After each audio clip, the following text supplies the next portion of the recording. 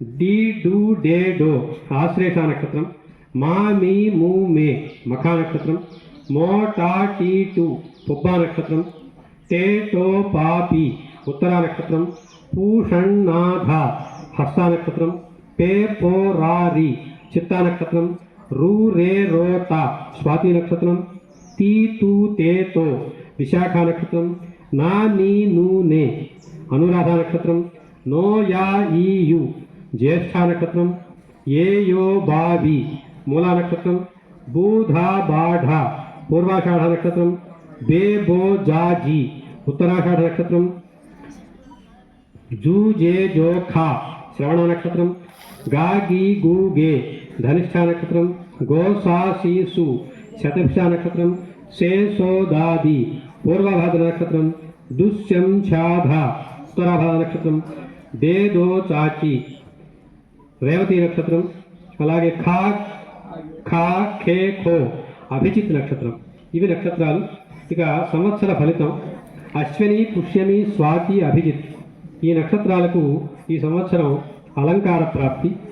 భరణి ఆశ్లేష విశాఖ శ్రవణం వీటికి రోగ భయం అనారోగ్య కారణాలు కొంచెం పెచ్చరలేటువంటి యొక్క అవకాశం ఉంది కాబట్టి ఆరోగ్య రీత్యా జాగ్రత్తగా ఉండాలి. ఇక కృత్తిక మఘ అనురాధ ధనిష్ఠలకు ఆయుర్వృద్ధి.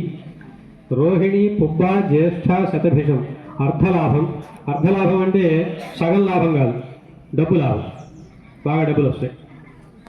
మృగశిర ఉత్తర మూల పూర్వభాద్రులకు మనస్తాపం మానసికమైనటువంటి యొక్క ఇబ్బందులు కొన్ని కలిగేటువంటి యొక్క అవకాశం ఉంది. అలాగే ఆర్ద్ర హస్త పూర్వాషాఢ ఉత్తరాభాద్ర రాజపూజ్యత. పునర్వసు చిత్త ఉత్తరాషాఢ రేవతి యుద్ధ భయం. యుద్ధ భయం అంటే కష్టగాలాలు పోట్లాట్లు జాగ్రత్తగా ఉండాలి. అవి జరగకుండా ఉండాలంటే మనం మన నోరుని కట్టుదిట్టం చేసుకోవాలి. నోరును అదుపు చేసుకుంటే యుద్ధాలు పోట్లాటలు జరగవు. అది ఇది వ్యవహారం. తర్వాత కందాయ ఫలాలు. కందాయ ఫలం 3 సంఖ్యలు చెబుతాను. 3 సంఖ్యలు సంవత్సరానికి 12 నెలలు. ఒకటి మొదటి 4 నెలలు, రెండవది తర్వాత 4 నెలలు, మూడవది తర్వాత 4 నెలలు. ఇందులో సున్నాలు కూడా వస్తూ ఉంటాయి మధ్యలో. ఆదిశూన్యే మహావ్యాధి, మధ్యశూన్యే మనోవ్యధ, అంత్యశూన్యే ఫలం శూన్యం, త్రిశూన్యం నిష్ఫలం భవేత్. మొట్టమొదటి 0 వస్తే ఆరోగ్యపరంగా కొంచెం ఇబ్బంది పడవలసి వస్తుంది. మధ్యలో 0 వస్తే మానసికమైనటువంటి యొక్క ఆందోళనలు కలిగేటువంటి యొక్క అవకాశం ఉంటుంది. చివరి శూన్యం కనుక వస్తే ఫలితం శూన్యంగా ఉంటుంది. 3 0 ఉంటే నిష్ఫలంగా ఉంటుంది. జాగ్రత్తగా వ్యవహరించుకుంటూ ఉండాలి. అశ్విని 4, 2, 4. భరణి 7, 0, 2. కృత్తిక 2, 0, 1, 2, 1, 0. రోహిణి 5, 2, 3. మృగశిర 0, 0, 1. ఆర్ద్ర 3, 1, 4. పునర్వసు 6, 2, 2. పుష్యమి 1, 0, 0. ఆశ్లేష 4, 1, 3. మఖ 7, 2, 1. పుబ్బ 2, 0, 4. ఉత్తర 5, 1, 2. హస్త 0, 2, 0. చిత్త 3, 0, 3. స్వాతి 6, 1, 1. విశాఖ 1, 2, 4. అనురాధ 4, 0, 2. జ్యేష్ఠ 7, 1, 0. మూల 2, 2, 3. పూర్వాషాఢ 5, 0, 1. ఉత్తరాషాఢ 0, 1, 4.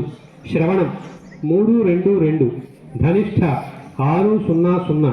శతభిషం 1, 1, 3. పూర్వభాద్ర 4, 2, 1.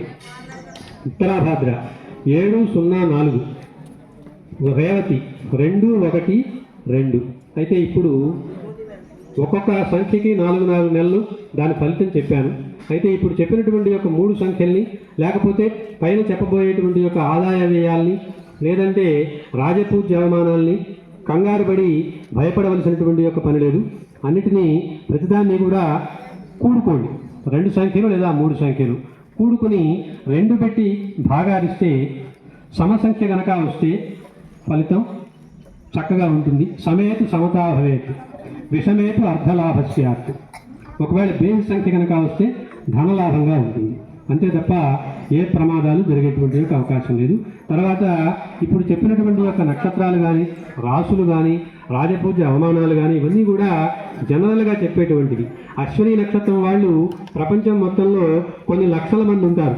అంతేగాని నాది అశ్విని నక్షత్రం, అమ్మో నా దాంట్లో 0 ఉంది, నాకేదో అయిపోతుంది అని భయపడక్కర్లా.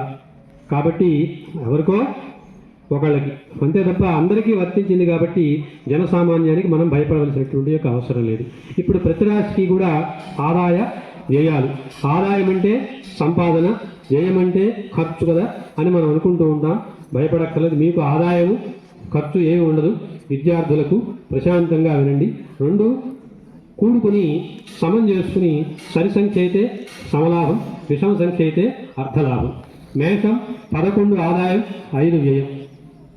వృషభం 5, 14, మిథునం 8, 11, కర్కాటకం 2, 11, సింహం 5, 5, కన్య 8, 11, తుల 5, 14, వృశ్చికం 11, 5, ధనుస్సు 14, 11, మకరం 2, 8, కుంభం 2, 8, మీనం 14, 11. ఇవి ఆదాయ వ్యయాలు. ఇక రాజపూజ్య అవమానాలు. రాజపూజ్యం అంటే గౌరవం, అవమానం అంటే మన సంవత్సరం పేరు పరాభవం. అంతేగాని అయితే పరాభవం ఎక్కువ ఉంటే మమ్మల్ని అందరూ తిడతారని చెప్పి మాత్రం అనుకోవద్దు. చెప్పాను కదా, ప్లస్ చేసుకోండి, సగం చేసుకోండి. సమసంఖ్య అయితే సమఫలితం, విషమ సంఖ్య అయితే ధనలాభం. మేషం 2 రాజపూజ్యం, 4 అవమానం.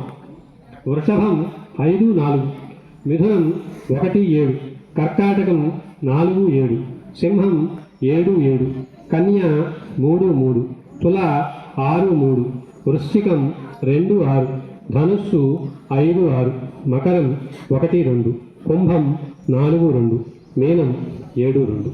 ఇవి రాజపూజ్య అవమానాలు, ఆదాయ వ్యయాలు, కందాయ ఫలాలు, సంవత్సర ఫలిత సారాంశం, పరాభవనామ సంవత్సరం. దీంతో ఇవాళ ఉగాది వేడుకలకు చరమాంకాన్ని చెప్పబోతూ స్వస్తి ప్రజాభ్యః పరిపాలయంతాం న్యాయేన మార్గేణ మహిం మహిషాః గోబ్రాహ్మణేభ్యః శుభమస్తు నిత్యం లోకాః సమస్తాః సుఖినో భవంతు సర్వే భవంతు సుఖినః సర్వే సంతు నిరామయాః సర్వే భద్రాణి పశ్యంతు మా కశ్చిత్ దుఃఖభాగ్ భవేత్. ఓం శాంతి శాంతి శాంతి.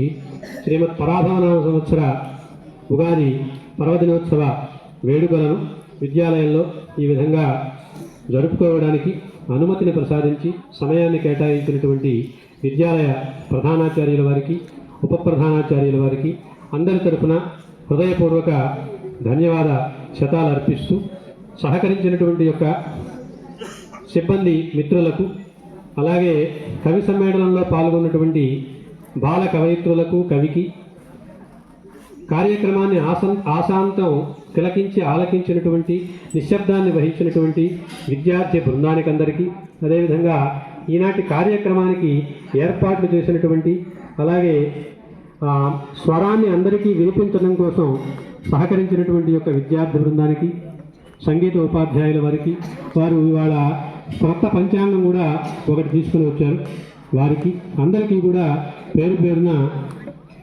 సహపాఠ్య కార్యక్రమ నిర్వాహక సమితి తెలుగు భాషా విభాగం తరఫున హృదయపూర్వకంగా శతాధిక ధన్యవాదాలు అర్పిస్తూ స్వస్తి.